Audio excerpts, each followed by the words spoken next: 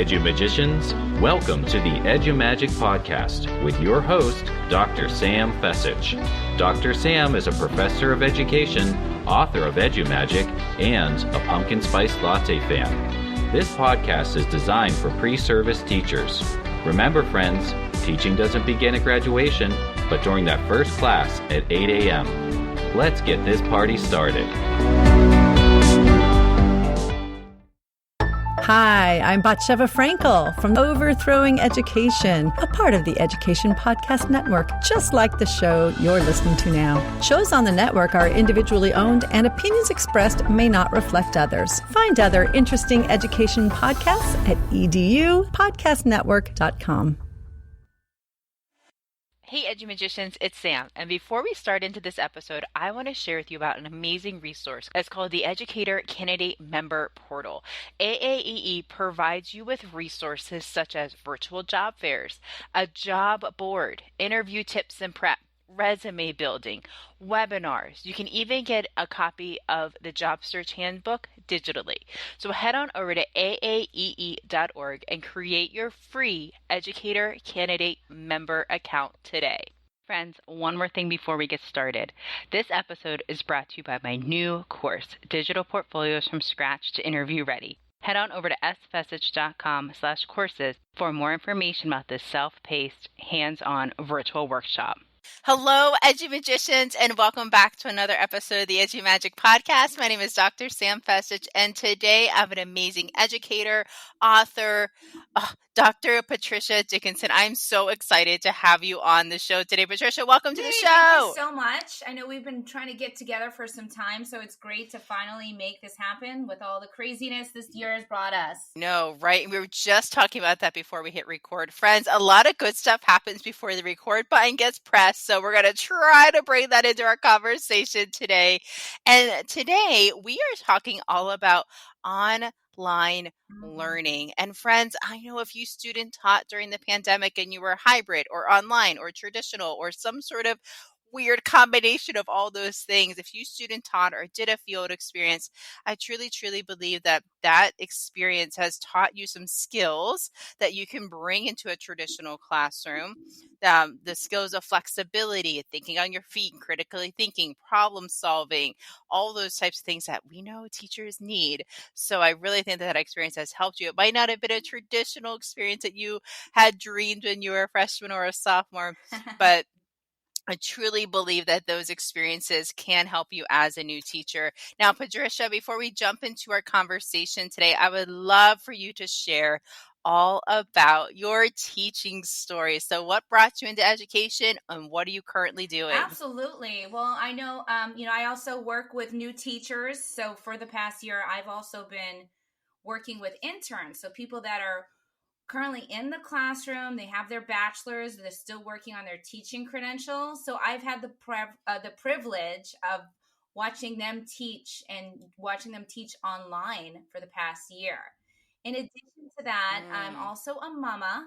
And, I have to admit, Sam, I definitely, once I knew my kids were not going to go back to school in August, I was like frantically thinking about private schools and ways to get them into the classroom and ways to get them to, to have that real experience. But then I was like, you know what, this is also an opportunity for all of us to learn and grow and think outside the box and to be challenged in ways that we've never been challenged before. And I've always been a strong believer that we learn best by experience, that we learn through the struggles, we learn through the challenges. That's how we grow. That's how we evolve as, human beings, let alone teachers. So we embrace the challenge. And I have 3 kids. I have 2 kids that are in elementary school. So a 2nd grader and a 5th grader, and then a lovely middle schooler who is in 7th grade. God bless me. And yeah, we all have gone through that journey. And well, right now they are back in school. They started about at the beginning of May in hybrid programs. So we are getting kind of the whole evolution of what this year's been like, from teaching and learning online for the past year to now getting a little bit of a splash of those face-to-face experiences with, Mm-hmm. some online learning still happening. But yeah, I started in the classroom. I would say that I've always been a teacher at heart from, my earliest memories as a young girl playing school with my friends and having that chalkboard Yes. out and, pretending to be the teacher to, working at the Boys and Girls Club as a camp counselor and doing summer camps and babysitting and, just always loving teaching and loving working with kids has always been my passion. But I actually did not start out in education. When I graduated from the University of Massachusetts with a degree in psychology and English, I entered the world of technology. I started as an HR, working as a tech recruiter, and then I became a technical writer and an editor for CNET, Computer News and Technology. Yeah, so Oh. I actually started in technology.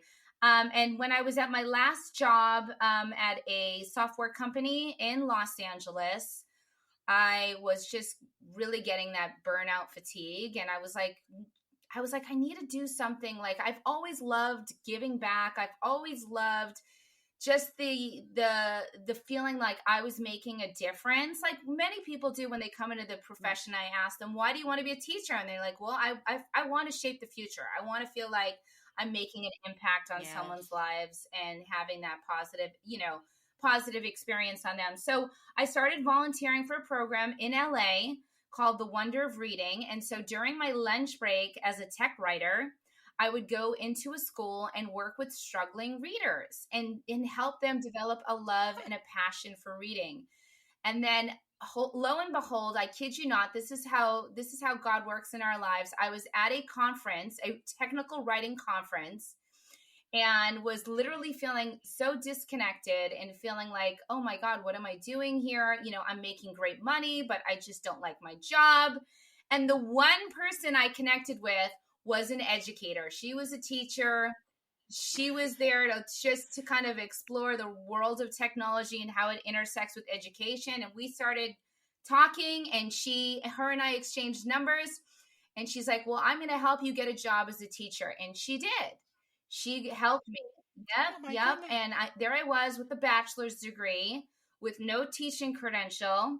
And I started working in South Los Angeles in a very high poverty school with 99% students free and reduced lunch, English language learners. And I loved it. I loved my students. I was doing exactly what I was intended on doing.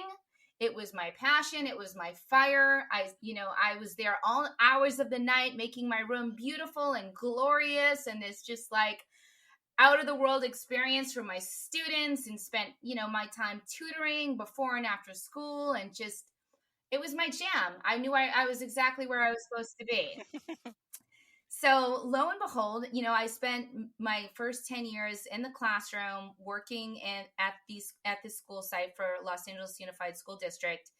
And I started noticing, during, we were at a year-round school, so I would go and work over in Brentwood, which was kind of the opposite end of South Los Angeles. It's where a lot of the celebrities live, and it's just these high income homes with a lot of access and opportunity. And I'm like, this is egregious that we don't have the same exact thing in our school in South Los Angeles. Why must our students go to the playground and it just be concrete and barren with no equipment, nothing? How come we come into our classroom and there's no computers? Why can't we have access to the same resources that they have just 5 miles down the road in Brentwood? So I decided I was going to go back to school, get my doctorate, be that change agent, and really create what I considered at the time, have a ripple effect on education. Because at that point, moving up in that space, after I was working in the classroom, I started working in teacher professional development, and I was really passionate about curriculum and pedagogy. And I was like, whoa, I'm changing how these teachers teach. They're no longer doing time tests and making math a very anxious and very negative experience. They're teaching conceptually. They're getting their kids to love math. They're having a positive impact. I mean, I was kind of like a pioneer, I'm going to say it, bringing technology into the classroom in, 2005. Like, people were not doing that. The computers had dust and cobwebs on it. And I'm like, no, we're going to use these tools and kids are going to have fun and they're going to see math in different ways. So, kind of just like the whole evolution. And now I work at National University, which is the largest teacher credentialing program in the state of California. And I support our beginning teachers, whether they are doing student teaching or they're interns. And I am the course lead for the math and science methods courses at the university. So full circle, huh? That is a beautiful story. Yeah, totally full circle there. So a lot of that, it reminds me of, you never know where a conversation can lead. And you went to a conference and you had a conversation with an educator, and it all started there. That's so cool. Yeah, it's just kind of, I always say you got to listen to the universe, because the universe is talking to you. And, each one of us, we have our passion and we have our path. And you need to bring that into your practice. So whether you're an elementary teacher who plays the guitar or, loves to do art, you need to bring that into your practice, because that's where the magic happens. We all come into the profession with unique gifts and talents and things to share with our kiddos. And we need to bring that, whether you're doing Go Math, which is dry and boring, and you feel completely disconnected from the curriculum, or you're teaching, a highly structured reading program that doesn't feel like you, figure out ways that you can bring your passion and bring your expertise and your love into the classroom. So maybe instead of just doing your daily phonics as kind of like a very dry routine, like, do it in a way where you can infuse your talents. Bring your guitar in, bring your a love of art or your love of theater, and have your kids moving and jamming and playing. And, because your passion is going to inspire a love of learning for your students. When you love what you're doing and you are excited and energized and you're like, the kids are going to pick up on that. I've seen a lot of that online, and I would say that's been like a huge deal breaker for like teacher effectiveness with online teaching. You may not love online teaching, but if you love teaching and you love what you're doing, you need to bring that through in your online practice. So I'll give you a case in point. I had this amazing PE teacher. He was just so dynamic. He would do these lessons with the kids, and they were up and they were moving.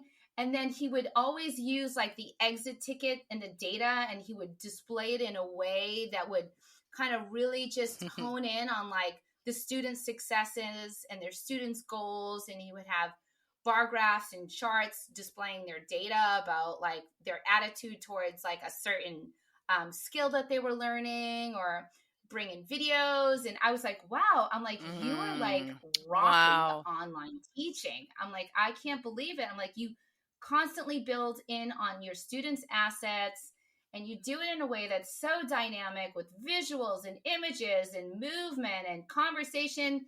And he said to me, I hate teaching online. And I said, oh my God, I would never know that. Never know that.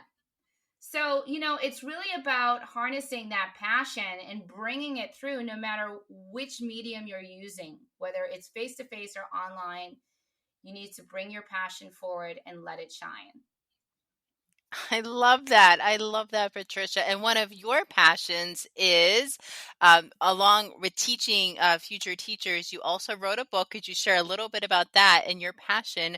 Yeah, absolutely. So I wrote a book. It's called The Virtual Classroom, Creating Distance Learning Experiences in Math Online, which contains over 100 digital materials. And when I say digital materials, I'm talking about like a Jamboard that you can use right away with your class, where they can engage, because really the key for teaching online, and like I said, I've been watching teachers teach online.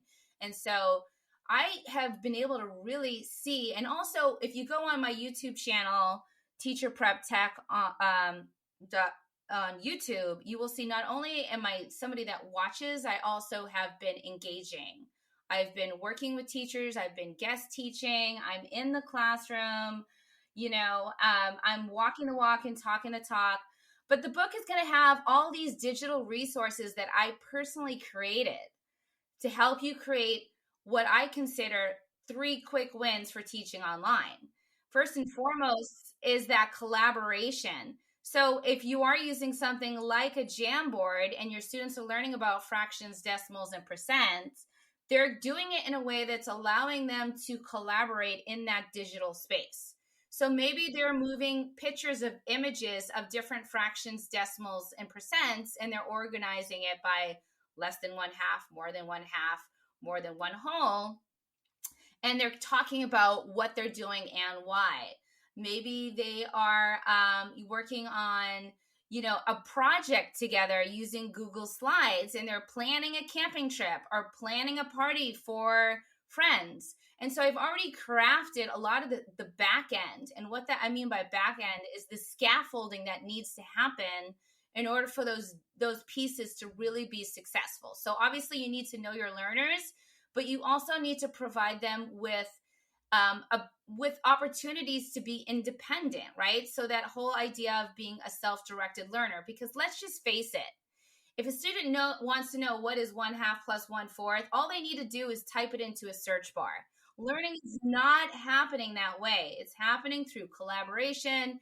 It's happening through critical thinking. It's saying, what would you rather have, like, for your homework, 1/2 of 300 worksheets or 1/3 of 200 worksheets, and getting them to think outside the box and think critically about a problem in a way that is going to facilitate a discussion. Yes. And getting them to debate and use reasoning to defend their answer and explain why and how. And so really the role of the teacher is not to just sit there. And please do not just sit there on an online session and show a video of someone else teaching. That is like the biggest no-no.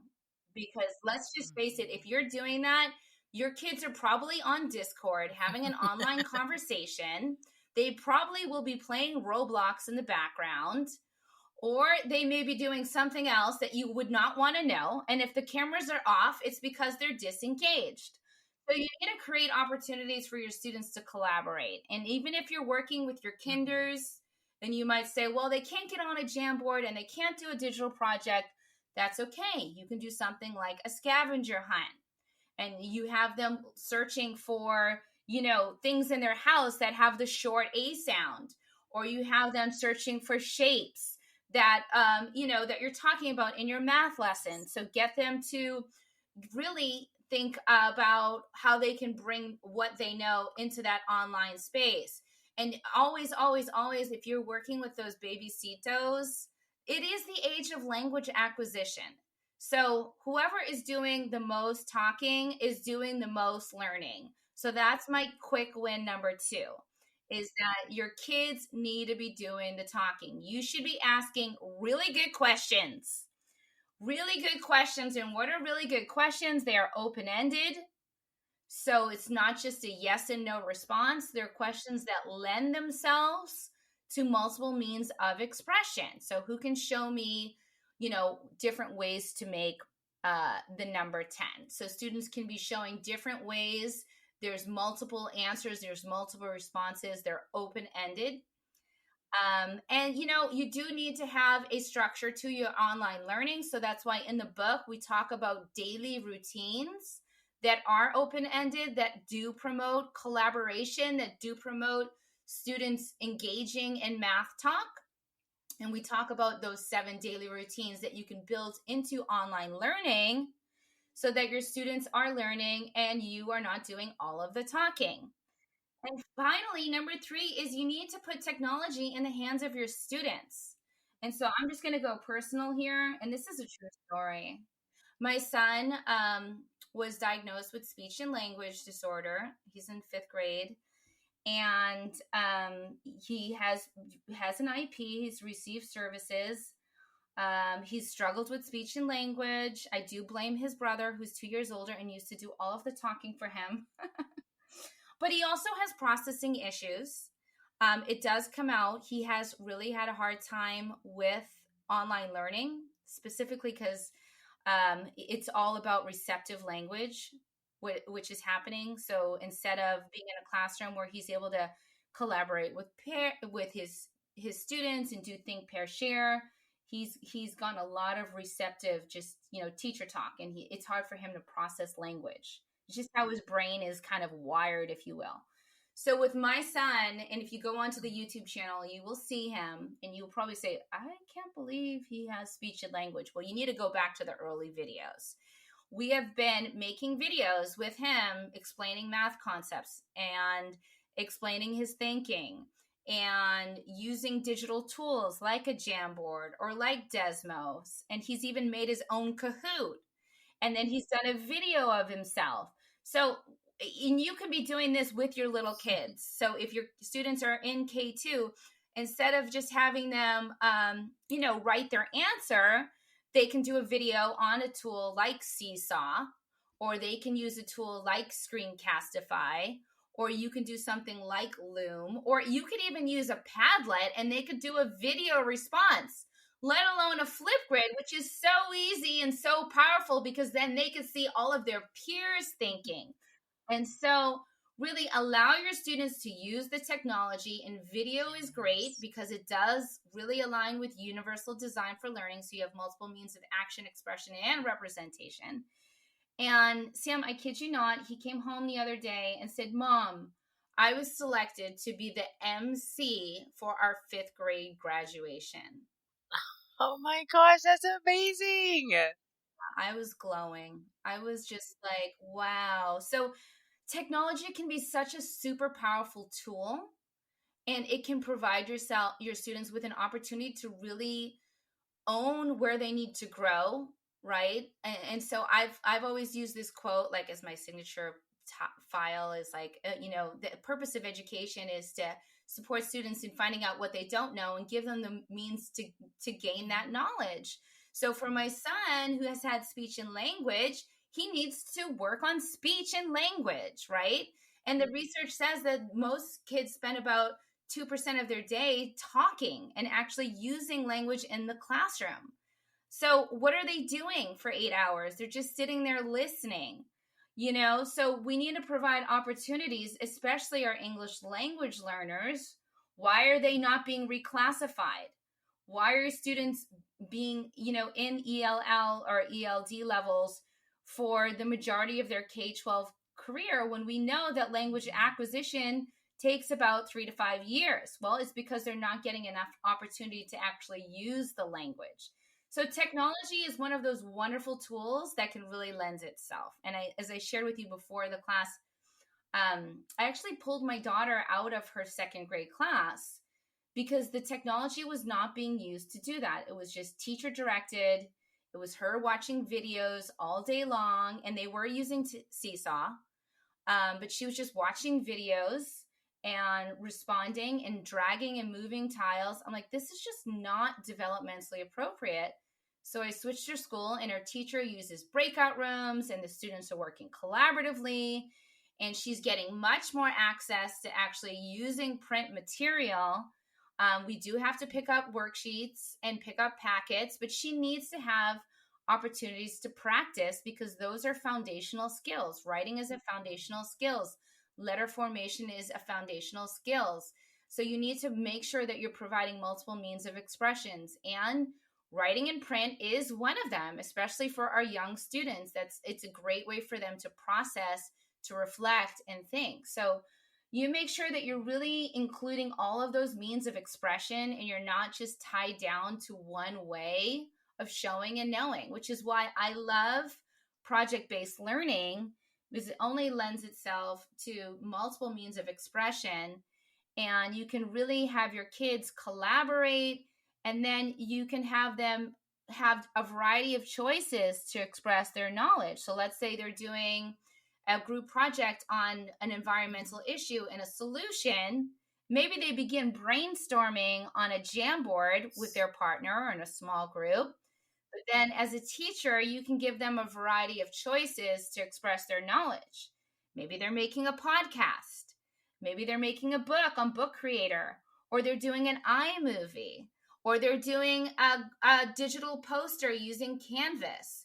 And so you give them all the choice. And here's the beauty of it, Sam, is that when they have all these choices and they come back and they present, those students that are watching, they're going to see multiple expressions of knowledge.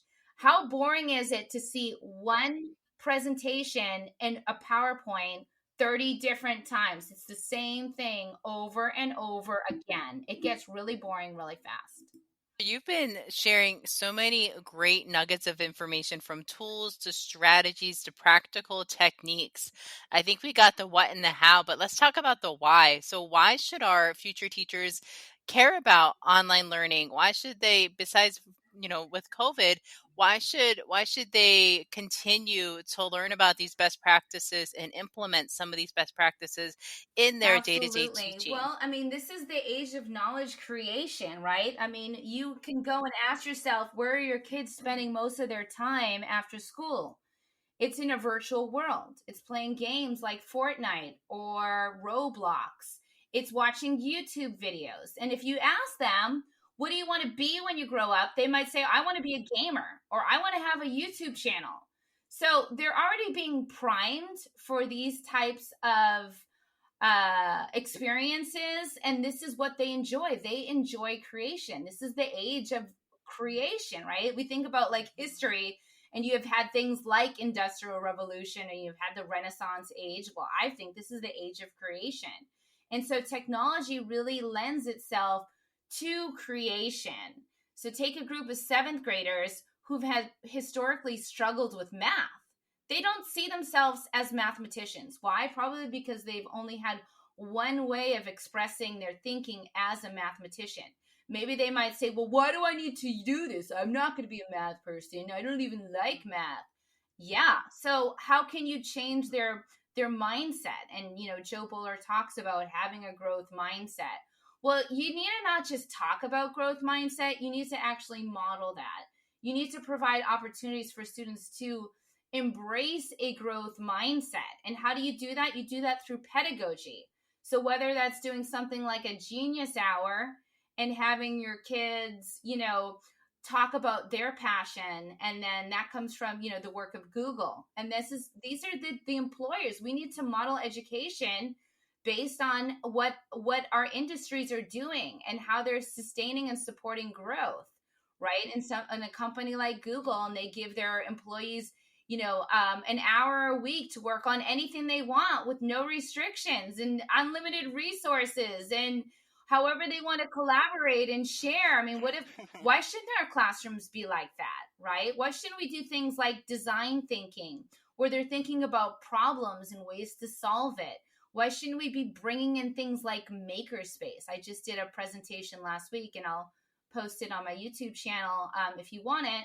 And I was working collaboratively. I mean, we were online with all these middle schoolers, and I was showing them how to do paper circuits. And they, were using copper tape and batteries, and they were learning about how energy and, conductivity happens. And then they took that and they were thinking about different pathways they could create, either an open or closed pathway.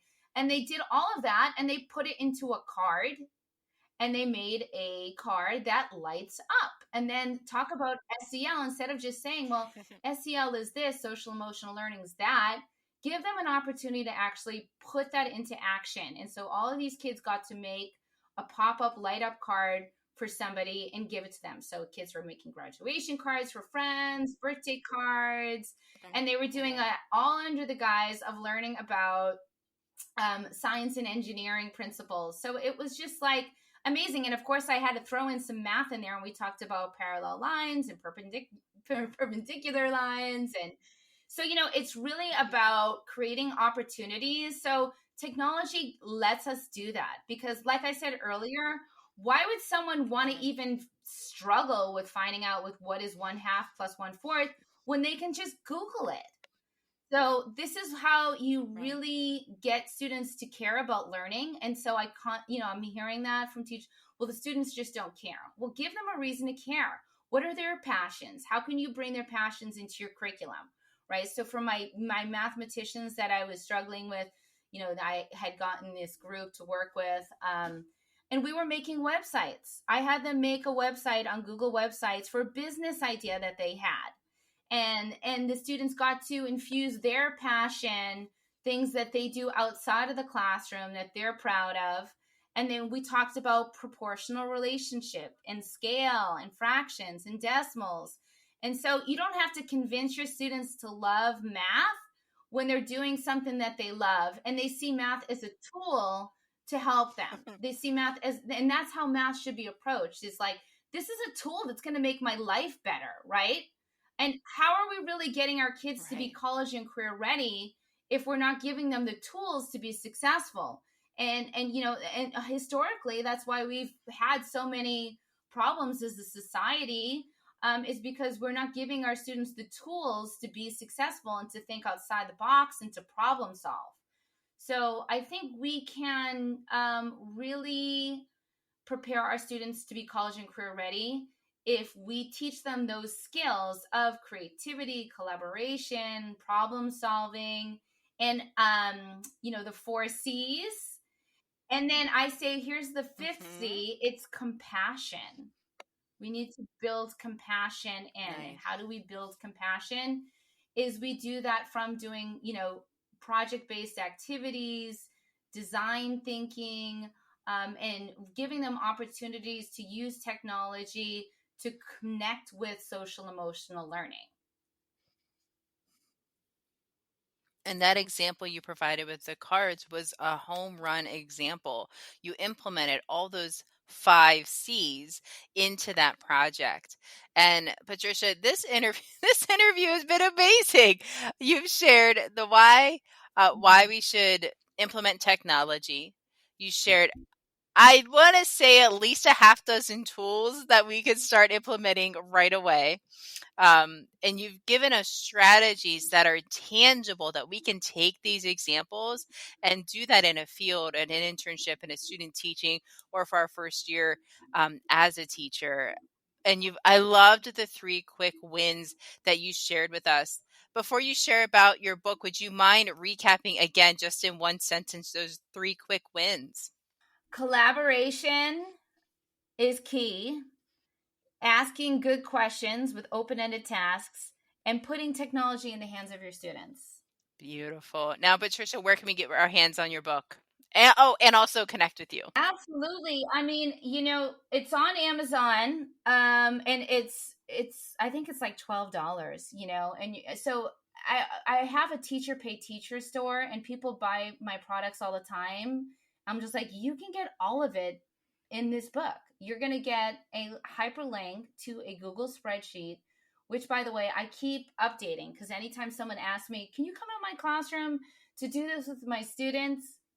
I say, absolutely. I'm working on a project right now on area and perimeter, having the students make a tiny home, because tiny homes are really popular out here in Santa Cruz. All of the hipsters want a tiny home. So we're doing a digital project on tiny homes. Put the makerspace on. I just keep adding to the book on the Google document. It is on Amazon. If I haven't convinced you yet of some of these wonderful tools that you're going to get access to, then go to my YouTube channel. It's just Teacher Prep Tech, TECH. You can put that in Google and add YouTube, and you'll pop up. You'll be on my page. I have YouTube lives once a month with experts in different areas. So if you subscribe to the channel, you'll get access to all of their, all of the upcoming events. I'm not sure if you've heard of Matthew Faber. He's a tech. He's pretty phenomenal. His area is gaming. So he's all about gamified learning. And I had him on the podcast, and he's got a new book coming out. It's called Gaming. And I'm sorry, promoting Matthew, Gaming and SEL. But he's going to be on my YouTube live next week. So you can join the conversation. You can ask him questions. And he's a former social studies teacher. If you are a social studies teacher out there, he turned me on to iCivics. And let me tell you a story. My son, who's in 7th grade, last year when he was in 6th grade, one year he was sick. I said, okay, honey, you can stay home. Well, of course he got bored. And Matthew told me about iCivics. And I said, well, you can do your social studies online. You can do it through a gamified way. Go check out iCivics. And he literally spent hours learning about the 3 branches of government and fixing the fiscal budget all through iCivics. And that's why I was like, man, Matthew is on point. So yeah, it's great. So yeah, so the YouTube channel has a ton of videos, and I have Jamboards on there. And like I said, you can get it all in the book, and then you have access to that Google document with all the digital resources that I'm sharing. And then my website, teacherpreptech.com. And that's kind of where I unpack big ideas. Like I'll talk explicitly about like how you implement project-based learning, or how you build Genius Hour into your classroom, or, topics like classroom management, or even if you want to do a number talk. Well, I think one of my most popular blog posts was on number talks. It's like going digital with number talks, and people are like, oh, I could do this. We can still do number talks while we teach online. Yes, you can. And now that you're doing it online, you're actually going to give your students more opportunities to process, because oftentimes those number talks go really, really fast. And so the kids that are participating and sharing are the kids who have, they can process the information quickly. But let me tell you something. I told you my son has some processing issues. He actually scored above average this year in his MAP assessment. I'm so proud of him. I just, because he is learning out.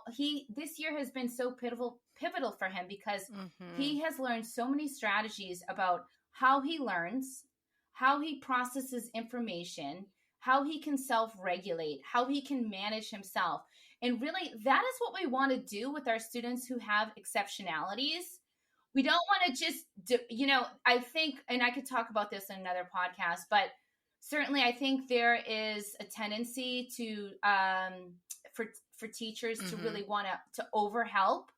And by doing that, you're really not helping your students develop strategies so that they can manage their exceptionalities, so that they can figure out what works best for them in terms of how they learn. And the term of that is actually called learned helplessness. And I do talk about that in the book. So if you get the book, you're going to get the resources, but you're also going to get the underlying pedagogy and why it's so important to teach this way, and why it's so important and how it does reach all learners, so that you can really see huge gains with all your students, and not just your students that are coming in and they already have, parents that are super involved, and, kids that are already fast processors and they're already accelerate. You want to, create pathways for all of your students and help them learn about who they are as a learner, so that they can become independent and they can continue to grow and develop. And we can find all of those, the theory, the practice, the application, the resources, the tools, the strategies, all in your book. And Patricia, could you please share where we can connect with you on social? Yeah. So I talked about my YouTube channel, the Twitter @TeacherPrepTech.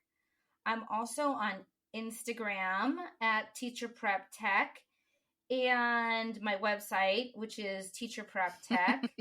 I'm sensing a theme here. Well, coming from technology, I already knew a lot about branding. Although originally my first website was Doctor of Ed. And one of my students came up to me and they were like, oh, I thought it was Doctor of Fed. Oh my gosh. Yeah. So, you want to create just like you're teaching in the classroom. I always use the acronym KISS and keep it simple. So, and that's how we do it. That's how we roll. And then just keep it open-ended so that people can play and explore and infuse their passion, and bring it into, what they're doing in life, right? Because we're all here for just a short time. So make the Let's most make of it it impact. and love what you're doing. Yes. Yes. Awesome. Thank you so much, Patricia, for being on the show today. Absolutely.